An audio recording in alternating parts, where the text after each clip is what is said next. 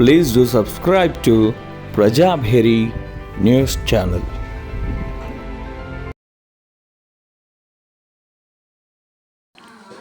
హర నమః పార్వతీపతయే హర హర మహాదేవ హర గజానన భగవానికి జై.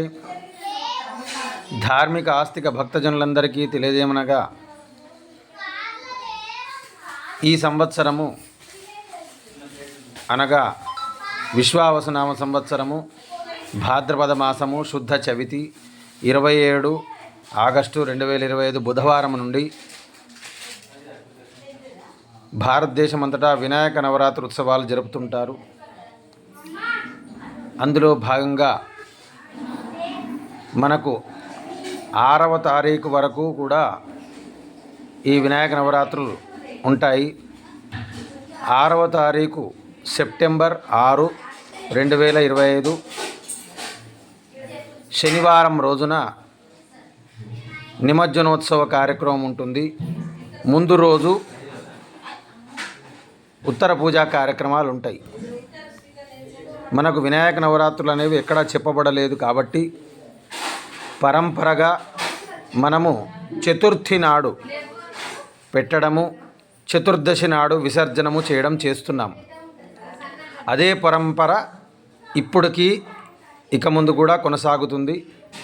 కావున ఎవరు దాంట్లో చింతించే పని లేదు. 9 రోజులు చెయ్యాలి, 8 రోజులు చెయ్యాలి, 7 రోజులు చెయ్యాలి అనేది ఏమీ లేదు. దేవి నవరాత్రులు కూడా అట్లాగే వస్తాయి. 9 రోజులు వస్తాయి, 10 రోజులు వస్తాయి. ఒక్కోసారి అది తిథితోని దానికి ఉన్నది లింకు కాబట్టి ఇన్ని రోజులు చెయ్యాలని గణపతి నవరాత్రులు లేదు. అది వరసిద్ధి వినాయక వ్రతం ఒక 100 సంవత్సరాల నుంచి భారతదేశంలో సమైక్యత కొరకు కొంతమంది మహానుభావులు ఏర్పాటు చేసినది. అందులో భాగంగా కొందరు 3 రోజులు, కొందరు 5 రోజులు, కొందరు 7 రోజులు, కొందరు 11 రోజులు, 21వ రోజులు కూడా చేసేవాళ్ళు ఉన్నారు. కావున మనం ఎప్పట్లాగా చతుర్థి నాడు పెట్టుకొని సార్వజనీనంగా దేశమంతటా చతుర్దశి, అనంత చతుర్దశి రోజున నిమజ్జనం చేస్తారు. తెల్లారి ఆదివారం గ్రహణం.